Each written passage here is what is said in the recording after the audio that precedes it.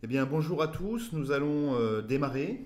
J'espère que vous m'entendez bien, normalement, vous m'entendez bien. Alors, le thème de ce webinaire de ce matin, c'est e-commerce et mode. Comment réconcilier, on va dire, les geeks et les fashionistas. D'accord. On va regarder le plan hein, aujourd'hui, c'est de se dire comment on peut mieux présenter l'ensemble de ces produits, comment on va améliorer l'efficacité commerciale des boutiques de mode en ligne. Ce matin, je suis accompagné de Jérémy Viau. Bonjour à toutes et à tous. Alors Jérémy est product manager, marketing manager chez Sparco, et moi-même je suis Pascal Morvan, directeur solution chez Sparco. Juste un mot avant de démarrer, un très rapide, qui est Sparco pour que vous sachiez un petit peu, pour ceux qui ne nous connaissent pas. Sparco est éditeur de logiciels dans le monde dans le logiciel en mode SaaS. Hein. On est né, comme on dit, dans le berceau du retail et de la vente à distance. On est une société lilloise. On est composé exclusivement d'experts du retail et du web. Nous avons aujourd'hui un peu plus de 150 dispositifs marchands qui utilisent nos solutions.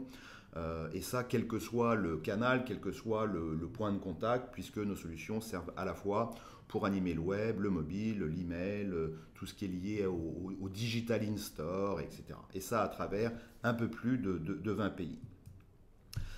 Globalement, les solutions Sparco eh bien, amènent un certain nombre de bénéfices à nos clients sur trois grands axes. Le premier, on parle beaucoup aujourd'hui de l'expérience d'achat des clients. Et ça va être le thème hein, de ce matin, comment améliorer cette expérience d'achat, comment aider le client à trouver le plus rapidement possible les bons produits.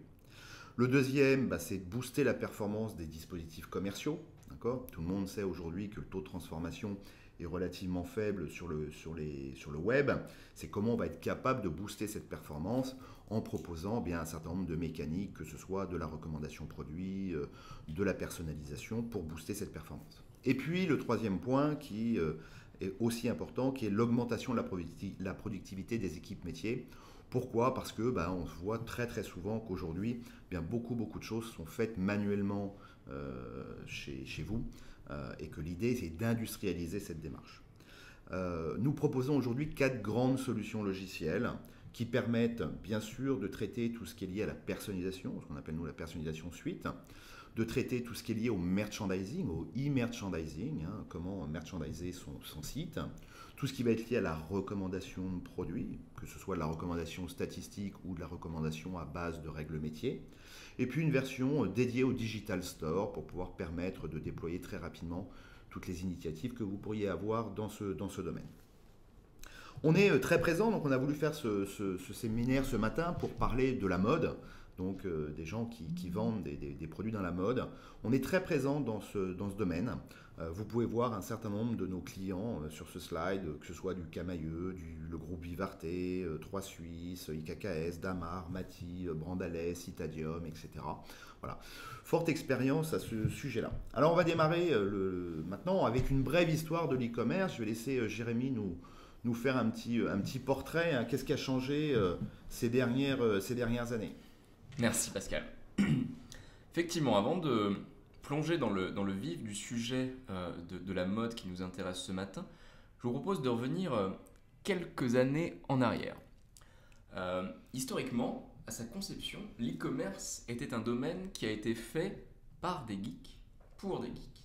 Et la copie d'écran que vous avez sur le slide que vous voyez actuellement dans le partage d'écran, c'est ce à quoi un site que vous connaissez toutes et tous ressemblait en 1994, puisque c'était le site d'Amazon. Le site d'Amazon, historiquement, était un listing assez peu attrayant qui vendait principalement des livres, comme c'est toujours le cas aujourd'hui, puisque le livre reste un produit d'appel très important pour Amazon. Et le listing était vraiment peu attrayant. Mais en même temps, il faut aussi se replacer dans le contexte de l'époque. Peu de gens avaient des ordinateurs chez eux. Les ordinateurs étaient quelque chose de très coûteux. Et la majorité des gens qui avaient un ordinateur à la maison n'avaient pas de connexion Internet. Et la connexion Internet également était quelque chose de très coûteux. Il faut quand même se replacer dans le contexte. À Alors, l'époque, c'est on vrai. payait Internet à l'heure, à la minute. Du coup, on chronométrait le temps qu'on passait sur Internet. Alors c'est vrai que moi qui suis assez âgé, hein, par rapport à Jérémy, moi j'ai connu le Minitel, ça ressemblait plus à ce qu'on voyait à l'époque sur un Minitel. Tout à fait. Et on remarque qu'au fil du temps, l'e-commerce, qui était finalement une espèce de hobby un peu développé en activité parallèle, c'est quelque chose qui est devenu stratégique dans les entreprises. Le graphique que vous avez à l'écran montre qu'entre 2004, une époque où encore beaucoup de gens en France, par exemple, payaient leur Internet à la minute, et 2014, aujourd'hui où Internet est maintenant dans les poches de tout le monde, le chiffre d'affaires généré par l'e-commerce en France a été multiplié par 10. On est passé exactement de 5,7 milliards d'euros en 2004 à 57 milliards d'euros pour les chiffres 2014. Donc on n'est plus dans la petite activité parallèle qui est faite par des geeks pour des geeks, comme ça sur un coin de bureau en activité une fois que la journée de travail est terminée. On est vraiment sur quelque chose d'absolument stratégique. Ce qui est important par rapport aux chiffres aussi, moi je dis souvent, on signale, c'est qu'aujourd'hui il y a de plus en plus de technologies qui utilisent l'Internet. On parle du mobile, on parle des tablettes, on parle des bornes en magasin, etc. Et c'est vrai que le poids qui est pris dans le chiffre d'affaires devient de plus en plus important. Le web reste toujours prédominant en termes de chiffre d'affaires, mais le mobile, les tablettes augmentent d'année en année. Et ce qui me semble aussi important, c'est que l'animation du client il doit être cross-canal et doit être cohérent d'un canal à l'autre. Tout à fait. Et si du coup on revient aujourd'hui et qu'on se penche un peu sur l'e-commerce aujourd'hui, en discutant avec des clients, avec des prospects, avec beaucoup de monde du domaine du e-commerce, ce dont on se rend compte, et c'est vrai également dans le domaine de la mode, c'est que l'e-commerce, c'est quelque chose qui reste très largement contrôlé par l'informatique. Et en disant ça, on remarque qu'il y a quand même un paradoxe qui est qu'une fonction commerciale est contrôlée par l'informatique. Donc des gens qui a priori ne sont pas des commerciaux, des commerçants, qui n'ont pas cette sensibilité produit qui est nécessaire pour faire du commerce. Et ce dont on se rend compte également en regardant ce qui se passe sur le marché, c'est que nous sommes rentrés dans un âge que le cabinet d'analystes Forrester appelle l'âge du consommateur. L'âge du consommateur, c'est quelque chose de très important. Quand on regarde cette historique qui remonte des années 1900 à nos jours, on se rend compte que la source de pouvoir dans l'entreprise a changé au fur et à mesure du temps. Historiquement, au début du siècle dernier, c'était produire qui était clé. À partir du moment où on pouvait produire, on arrivait à vendre. Ensuite, la distribution est devenue un maillon relativement clé. Puis après, l'information, avec l'arrivée de géants qu'on a connus comme Amazon, comme eBay, qui avaient capitalisé sur de l'information produit. Et enfin, là, depuis 5 ans, on est entré dans un âge du consommateur, où finalement, la plus grande clé de succès des entreprises, elle réside à l'extérieur de l'entreprise, puisque c'est le consommateur qui est la clé de succès de l'entreprise. Le consommateur, il a beaucoup changé. J'explique souvent aujourd'hui le monde de l'Internet. Moi, j'ai connu, comme je disais souvent, j'ai connu ma grand-mère qui lisait le catalogue La Redoute ou Les Trois Suisses tout un dimanche après-midi et qui essayait de découvrir l'intégralité de l'offre. Aujourd'hui, ce qui a aussi changé dans dans la consommation, c'est la rapidité. Le client doit trouver très très très rapidement le bon produit, etc. Et c'est tout l'enjeu, à mon avis, aujourd'hui des sites de mode. Et quand on parle de cet âge du consommateur, ça implique une chose pour les distributeurs, c'est que les distributeurs doivent être là où le client est, quel que soit le canal. Tu le disais, il y a une importance croissante du mobile, de la tablette, d'autres devices. Peut-être que demain, on achètera des vêtements ou des voyages depuis une montre connectée. On a quand même beaucoup de bruit là-dessus cette semaine. Le distributeur doit également s'adapter automatiquement à chaque contexte client et à chaque comportement client. Le contexte client, c'est une notion clé. On ne va pas vous proposer forcément le même produit ou la même offre à midi ou à minuit. Ça a un impact très fort en fonction de l'endroit où vous vous trouvez. Si vous êtes chez vous, si vous êtes en mouvement, si vous êtes dans le train, il faut toujours contextualiser toute l'offre qui vous est faite. Et dans le domaine de la mode, on pense que ce qui est clé, c'est d'aligner les expériences en ligne et hors ligne. Ce Ce qui est à la fois valable pour les distributeurs qui ont un réseau physique que pour les distributeurs qui sont des pure players uniquement présents à distance. Parce que finalement, le référentiel de base du consommateur reste la boutique physique. Donc, il faut s'adapter à ce référentiel de base et proposer une expérience qui va recréer en ligne quelque chose qui rassure le consommateur parce qu'il s'y reconnaît. Par exemple, ça va être créer des boutiques thématiques qui vont recréer l'ambiance d'un rayon ou l'ambiance d'une vitrine. Ça va être faciliter la découverte des produits en fournissant plusieurs façons d'accéder à l'offre, comme les distributeurs aimeraient le faire dans le monde physique.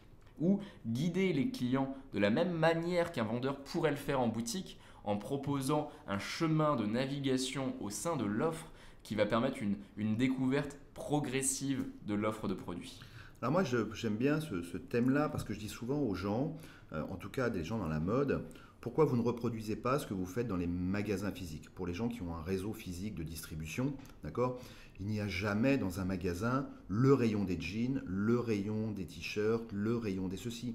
On le voit bien sur les portants, on scénarise son offre, on met des jeans, on met pour hommes, on va mettre des pantalons, on met des chemises, on met des t-shirts, on met des vestes, on met des manteaux. Et tout ça est scénarisé à l'intérieur de la boutique. Alors qu'aujourd'hui, trop souvent sur les sites web, il faut que j'aille dans la boutique des jeans, dans la boutique des t-shirts, dans la boutique des chemises. L'idée, elle est vraiment de scénariser tout ça, mais surtout de donner la main aux gens, au métier pour pouvoir le faire. On disait qu'aujourd'hui, souvent, tout ça, c'est piloté par l'informatique. Et je pense qu'il faut pouvoir donner la main aux gens du métier. C'est ça, finalement on se rend compte que l'informatique qui a la main mise sur tous ces processus e-commerce, elle ne donne pas le pouvoir au commerce d'être commerçant. C'est-à-dire que quand les responsables e-commerce vont voir leurs équipes métiers en leur disant on a besoin de développer des boutiques thématiques, une boutique thématique pour un interlocuteur informaticien, c'est un projet informatique. Et ça requiert du temps de développement et du temps de projet, de la maintenance, etc. qui étale le projet dans le temps et qui ne permet pas d'être réactif pour s'adapter au marché et aux demandes des consommateurs. On a aussi généralement beaucoup de soucis liés à la quantité et à la qualité de la donnée produit qui vont finalement freiner la découverte des produits par les consommateurs et ne pas permettre une découverte optimale des bons produits. Et enfin, je vous parlais de cette notion de créer des guides d'achat qui vont permettre de pallier l'absence de vendeurs sur le web et de guider les clients vers les produits. C'est pareil, créer ces guides d'achat, ça va nécessiter du temps de développement et aussi une donnée produit de qualité qui n'est pas toujours présente dans le système d'information. Ce qui est important par rapport à ça, ce qu'on voit, c'est que souvent aujourd'hui, les e-commerçants, ou en tout cas les gens du métier, ont souvent accès qu'à une seule page. Souvent, c'est la home page. Parce que c'est sur la home page qu'on essaie de faire des animations, qu'on essaie de pousser des nouveautés, etc. Mais ils ont rarement la possibilité de créer ces boutiques thématiques. J'ai envie de faire la boutique pour aller à la plage. Qu'est-ce que je vais bien pouvoir mettre quand ce sera le moment de la plage, etc. Donc l'idée, elle est vraiment là, c'est de pouvoir non plus le traiter comme un projet informatique, mais donner la main au métier. Et quand on discute avec les e-commerçants qu'on accompagne dans le domaine de la mode, finalement on se rend compte qu'il y a 3 grands facteurs clés de succès pour réussir son e-commerce dans le domaine de la mode. Il n'y a pas de recette miracle, mais il y a des facteurs clés de succès qui se dégagent. Le premier facteur clé de succès, et on le dévoilera après, c'est la donnée produit. Ça va être de réussir à avoir une donnée produit de qualité, homogène, sur l'ensemble des produits de l'offre. On va avoir aussi un facteur clé de succès autour de systèmes qui vont permettre aux commerçants d'être agiles vis-à-vis de l'informatique et de réussir à prendre des initiatives qui ne soient pas des projets informatiques pour vraiment s'adapter au temps de la mode et pas au temps de l'informatique et du projet. On a maintenant de plus en plus de distributeurs du domaine de la mode, des collections qui évoluent très rapidement avec des arrivages toutes les semaines. Il faut donc que les systèmes informatiques soient assez agiles pour que les commerçants puissent s'adapter à ce nouveau rythme. Et enfin, le troisième grand facteur clé de succès, mais qui à mon avis est le plus important, c'est une expérience centrée sur le client. Je vous le disais, c'est votre client qui est le facteur clé de succès de votre entreprise. Donc, toute l'expérience, tout ce que vous faites doit uniquement être destiné à la satisfaction du client. Alors en pratique, comment ça se passe et qu'est-ce qu'on peut voir aujourd'hui? Alors j'ai trouvé sur un site web eh bien, un certain nombre de choses. On parlait de la qualité de la donnée, d'accord? Et puis sur ce type de site, le choix de la couleur. Le choix de la couleur, c'est souvent un des critères dans la mode, hein. Je cherche un produit. Sauf que là, qu'est-ce qu'on peut voir? On peut voir que sur ce site, eh bien, j'ai plus de 200 coloris. Voilà, j'ai du bleu lagon, du bleu marine, du bleu rayé, du bleu électrique. Mais le client, il ne recherche jamais quelque chose d'aussi fin, il recherche du bleu, d'accord? Donc forcément, le fait de traiter ça de cette manière-là, eh bien, fait que le client ne trouve pas les produits. J'aurais préféré choisir du bleu, d'accord? Et quand on disait bien retravailler cette donnée, c'est l'exemple typique de ce qu'on doit faire pour proposer une expérience d'utilisateur. L'acheteur, quand il référence un produit, a trop souvent tendance à donner des choses très très précises, comme on le voit ici, bleu marine, bleu rayé, bleu électrique, bleu, et des bleus, il y en avait je ne sais combien, le bleu, le marine, etc. Donc là, l'idée, c'est de donner au produit, d'accord, des vraies caractéristiques, parler le langage client, d'accord. On ne recherche pas un produit sur des données aussi détaillées. Il y a un autre exemple que j'aime bien prendre souvent par rapport à la donnée produit, c'est l'exemple de caractéristiques que je vais appeler techniques, mais qui ne sont pas du langage client. J'ai cherché récemment un appareil photo et à un moment donné, on m'a demandé quelle focale je voulais. Et puis là, j'avais du 1.2, du 3.4, du 16.12, etc. Alors soit je suis un vrai pro de la photo et je sais à quoi ça correspond. Moi, j'aurais préféré qu'on me dise grand angle, paysage, portrait, macro, etc. Et je vais bien choisir un produit là par rapport à un usage que je veux en faire. Le but étant de parler le langage du client et de fournir des données qui sont porteuses de sens. Et voilà, finalement, quand on travaille bien ces couleurs, on peut arriver à des choix de coloris qui sont vraiment compatibles avec une vraie démarche de shopping. Là, on a un très bel exemple chez Camailleux qui a retravaillé l'intégralité de ses données de couleurs et qui a abouti à ce qu'ils appellent un colorama. Où vous allez pouvoir choisir une couleur. Donc là, on est sur un orange corail. Et donc, vous allez avoir les produits de la couleur que vous avez sélectionnée et également les produits des couleurs qui s'approchent de cette couleur-ci. Parce que peut-être que si vous allez par exemple dans les oranges, dans les corails, vous n'avez pas une idée très très arrêtée de la couleur que vous souhaitez voir. Mais là, au moins, vous avez beaucoup de produits qui vous sont présentés. Ce qui permet aussi, s'il n'y a pas de produit de la couleur que l'internaute cherche via la recherche, de lui proposer des produits dans des couleurs similaires. Ou approchantes. Faciliter la navigation, donc ce qu'on disait tout à l'heure, comment je vais aider le client à accéder par de multiples chemins ou par des grandes thématiques sur mes produits. Tout à fait. Donc par exemple, on est ici sur le site de Mode in Motion qui a une très belle navigation. Vous pouvez accéder aux produits de chez Mode in Motion selon différents angles. Par exemple, vous pouvez chercher selon le genre de la personne à qui vous souhaitez faire un cadeau ou si vous souhaitez vous faire un cadeau. Donc vous pouvez chercher par homme, femme, enfant. Quand vous rentrez par exemple dans la catégorie femme, vous avez deux grandes sous-familles avec des montres femmes ou des bijoux pour femmes. Ici, on est dans le domaine des montres femmes et nous avons un style, par exemple le style luxe. Une montre qui est classée dans le style luxe, elle peut également être dans d'autres catégories qui sont présentes sur ce menu. C'est ce qu'on appelle la plupart du temps la multi-exposition produit. C'est vraiment le rêve normalement de tout marchand dans le monde physique, c'est de pouvoir présenter plusieurs produits, enfin le même produit à plusieurs endroits de son magasin.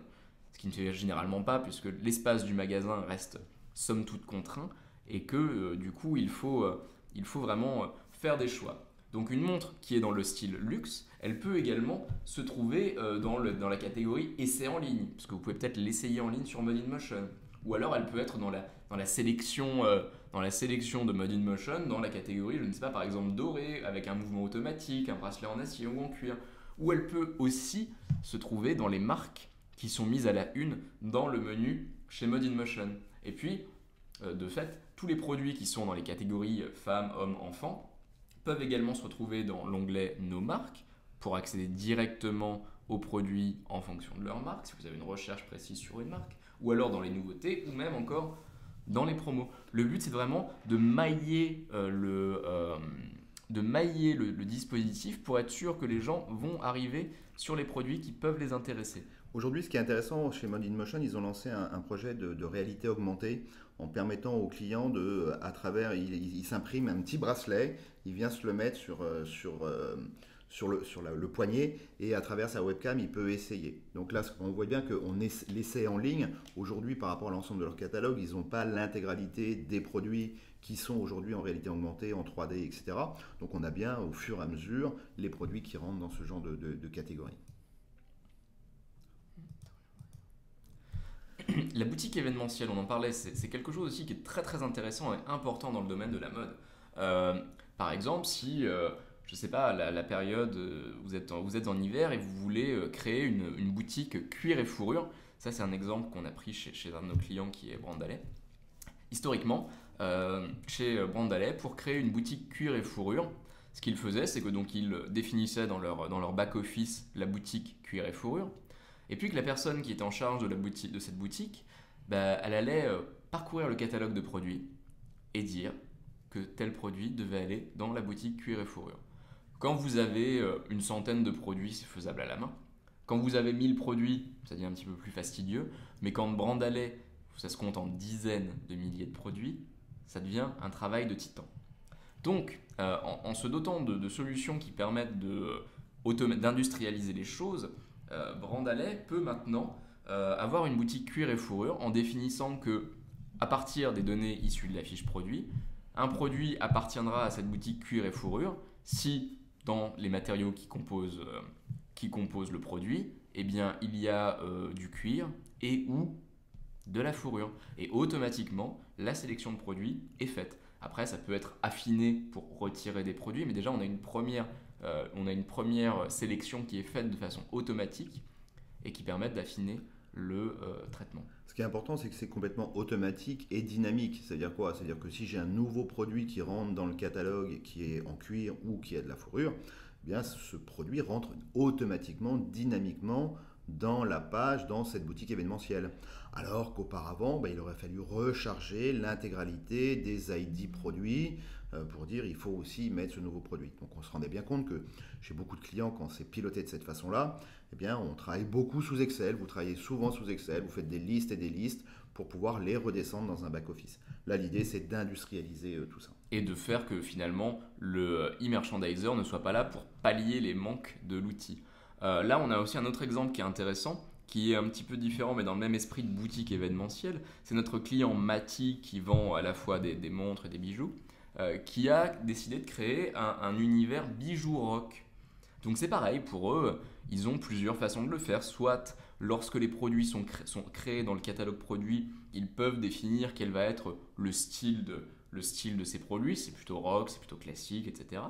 Ou alors ils peuvent décider de faire une requête qui dit que si dans les couleurs du produit, il y a du noir et du gris, ou qu'il y a un certain nombre de matériaux qui rentrent dans le produit, par exemple du cuir, de l'acier, etc., eh bien ce produit va être automatiquement mis dans une boutique bijoux rock.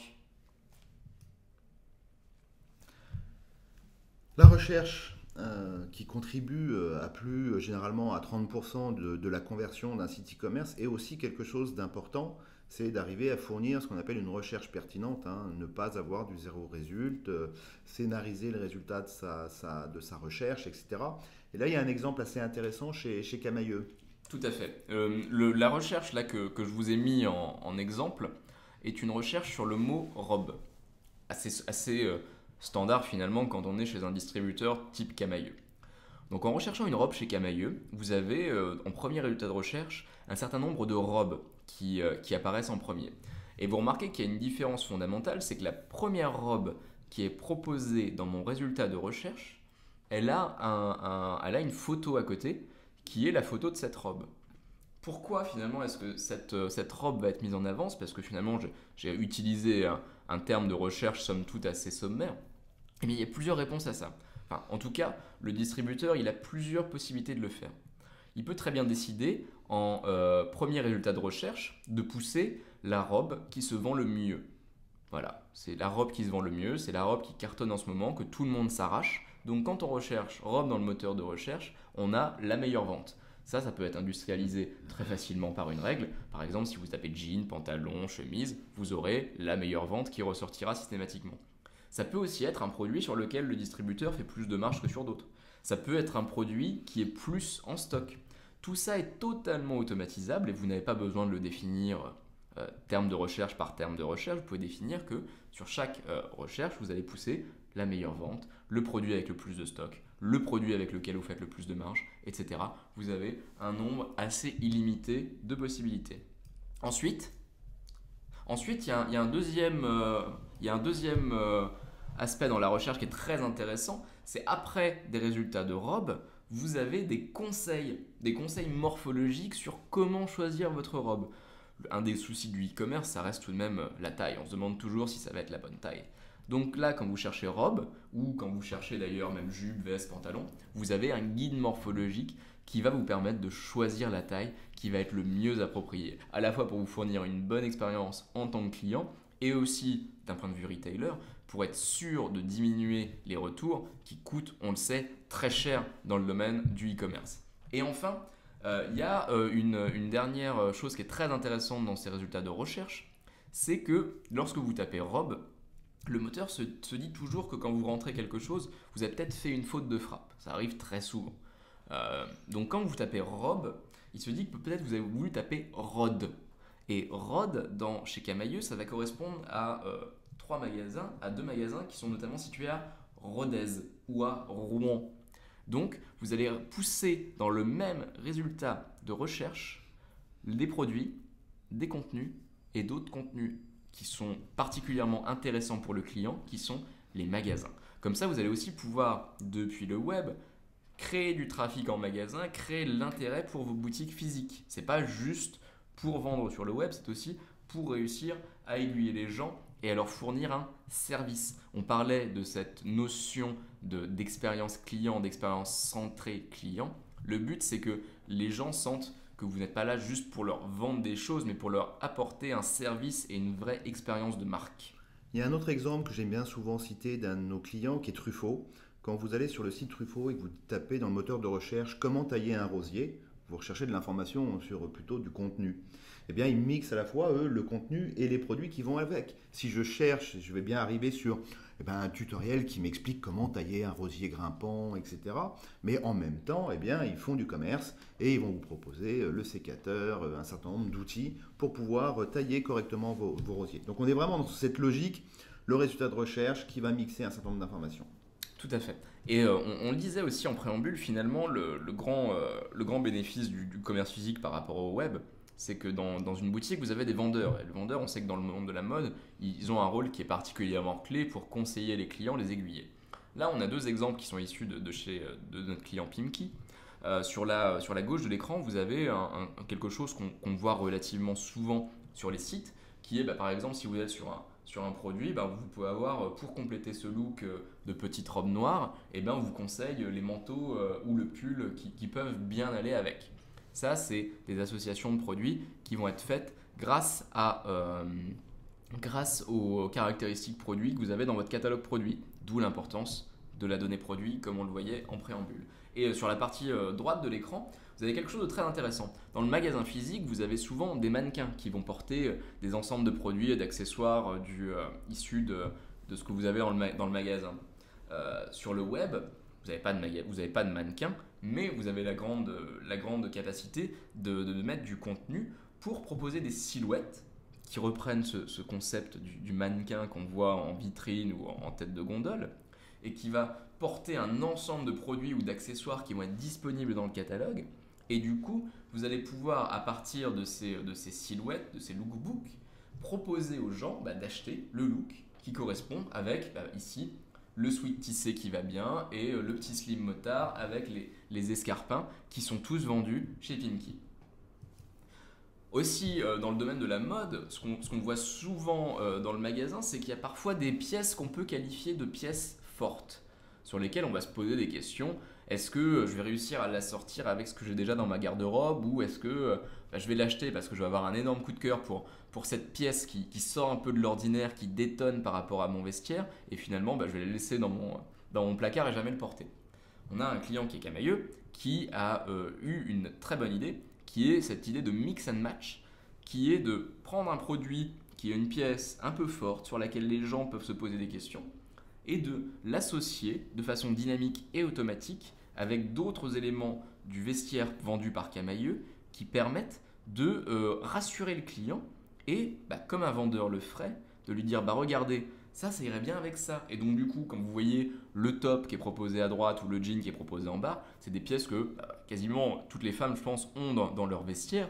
Et donc du coup, ça rassure. Et même si vous n'êtes pas là pour venir vendre des produits supplémentaires et augmenter le panier moyen, au moins vous rassurez et vous vous assurez que les gens vont acheter le produit sur lequel ils ont flashé. Et un autre exemple aussi là qui vient de notre client Citadium, dans le domaine de la mode plutôt pour teenagers et ceux qui se croient encore teenagers comme nous. Vous êtes sur une page avec des Stan Smith, la chaussure à la mode la saison dernière et cette saison. Et dans le magasin, un vendeur, il vous aiguillerait sûrement vers peut-être d'autres chaussures ou vers d'autres vêtements. Et chez Citadium, on vous dit aussi que il y a ces paires de chaussures là qui sont cool. Donc vous avez un exemple de Air Max avec des couleurs qui viennent juste de sortir. Ou alors des Converse rouges qui sont aussi des basiques indémodables du vestiaire. Donc vous avez une recommandation dans la même catégorie de produits que ce que vous êtes en train de voir. Et on vous propose, si vous décidez d'acheter les Stan Smith que vous êtes en train de voir, de les mixer avec d'autres produits qui sont issus de la même marque, donc Adidas, avec un short et un t-shirt Adidas, et aussi du même style, streetwear, détendu et voilà, plutôt fashion. Ce qui est important, c'est, quand on parlait d'industrialisation tout à l'heure, c'est que ce genre de choses ne se fait pas manuellement. On ne dit pas, avec la Stan Smith, j'irai mettre la Nike et la Converse, j'irai proposer le short Adidas et le t-shirt Adidas. La règle générique qu'a déployée Citadium est de dire, sur la famille des baskets, tu vas me présenter des produits identiques, similaires, on voit, etc. Mais avec une règle métier. C'est un produit similaire, mais peut-être mettre en avant les meilleures ventes, les nouveautés, etc. Sur ce genre d'exemple, c'est pareil. Tu iras me présenter des produits complémentaires de la même marque que le produit, ce qu'on appelle le produit référent. Donc quand je suis sur une basket Adidas, je vois des produits Adidas. Si je vais sur du Nike, je verrai des produits Nike. Et il n'y a personne qui est venu créer manuellement l'ensemble de ces liens. Et ce qu'on voit qui est très intéressant aussi, c'est que les deux produits Adidas qui sont recommandés sont finalement des nouveautés dans le catalogue. Donc on permet aussi de générer de l'attrait et de l'attraction sur des produits qui viennent juste de rentrer dans le catalogue. Et embarquer un vendeur dans votre site web, on pense aussi que ça se fait en accompagnant les gens. Quand vous avez un catalogue qui est très très fourni, il faut réussir à guider les gens vers la bonne partie de l'offre qui correspond à leurs besoins. Par exemple, chez Decathlon, si vous regardez pour chercher des chaussures de running, vous avez 134 paires de chaussures de running. Mais ça, c'est la recherche générique sur les chaussures de running. Après, on vous propose de affiner votre recherche. Vous pouvez dire si vous êtes un homme ou une femme, quelle est votre pointure, si vous avez une marque préférée. Il y a même un contenu qui vous permet de choisir votre chaussure de running. Et ça permet petit à petit de créer le chemin jusqu'à un set défini de produits et qui permet du coup de régénérer ce qui est un rayon. Et ce qui est très très intéressant chez Decathlon a une spécificité dans le domaine de la mode qui est qu'ils vendent à la fois leurs propres produits et des produits de marque nationale ou internationale. Et quand vous allez dans un rayon Decathlon, vous voyez bien que les produits des marques Decathlon sont tout de même très bien mis en avant. Et ils ont décidé de faire la même chose sur le web. Quand vous allez sur les chaussures de running pour hommes sur le site de Decathlon, le premier produit qu'on vous propose, c'est un produit Decathlon. C'est un produit qui est le produit le moins cher de la recherche produit que vous visualisez. Et ensuite, vous avez un produit solde ou bonne d'affaires et un produit meilleure vente. Et tout ce merchandising de choisir à quel endroit on va mettre quel produit, c'est quelque chose qui est fait de façon totalement automatisée par des règles. Ils vont définir que le premier produit d'un listing, c'est toujours un produit Decathlon, Qu'ensuite, le deuxième produit, c'est toujours un produit solde ou bonne affaire. Ensuite, le troisième, c'est toujours la meilleure vente. Donc, c'est quelque chose qui est calculé en continu et qui est raffiné en continu en fonction des ventes sur le site web. Et puis après, bah voilà, vous avez des règles qui placent les produits. Alors, on voit là qu'on n'est pas sur un placement par prix parce que vous avez un produit à 49 euros, un 64, ensuite un autre à 49. Donc, ça peut être des éléments qui ne sont pas visibles directement pour le client, tels que la marge, le stock, etc., pour permettre de proposer les produits qui intéressent à la fois le distributeur et le client. Ce qui est important, c'est que chacun de ces emplacements est géré à travers ce que je vais appeler une règle.